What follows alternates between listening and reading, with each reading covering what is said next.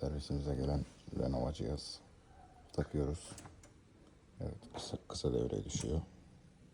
Şimdi bakalım. Evet, anakartı söktük. Şimdi şaseye verelim. Şimdi burada giriş MOSFET'ine bakıyoruz, kısa devre. Çıkış MOSFET'i sağlam. Çıkış sigorta direnci kısa devre. Bir yerde kısa devre bir komponent var. Onu bulacağız.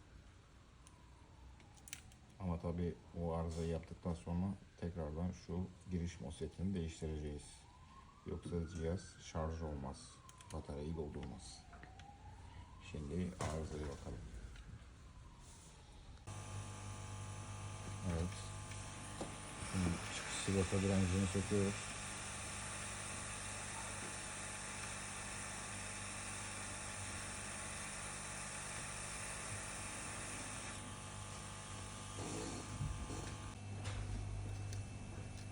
Evet. Çıkışa kablomuzu bağladık. Şimdi burada bir 3 volt verelim bir oradan. Başlayalım. Kısa devre nerede var diye. Evet. Şu an gerilim verdik. Kısa devre arıyoruz.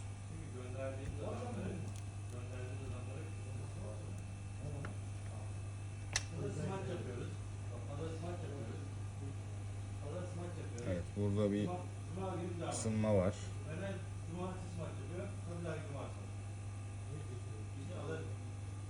Bu entegre RAM beslemesi entegresi.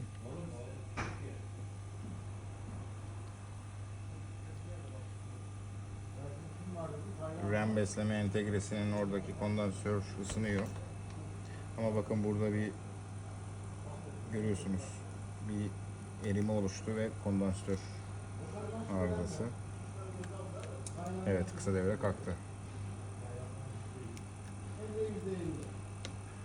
Şimdi ölçelim hemen. Çıkışımızda kısa devre var mı? Evet, çıkışımızdaki kısa devre kalktı. Evet.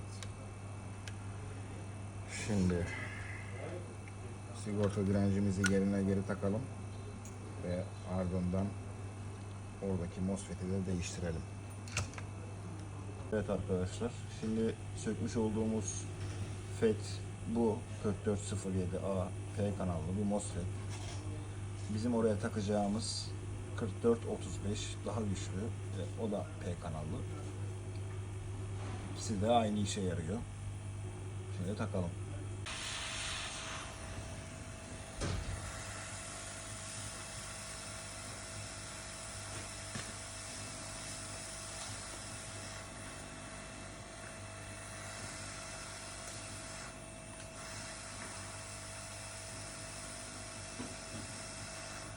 Evet, FET'i taktık, şimdi deneyelim.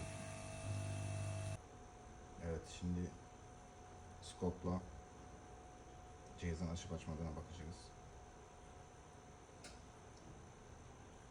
Startımı verdim. Evet. Çalıştı cihazımız.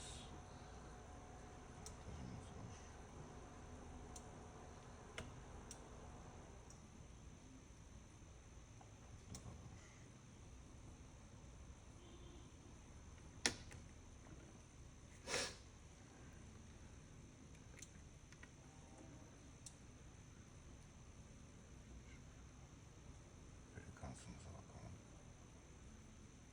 Frekansımız var. Burada bir kalibrasyon ayarı yapmak lazım bunu. Evet, şimdi bir deneyelim. Evet, şimdi takıp deneyelim. Start verdik. Evet, mobil tek bilgi işlem.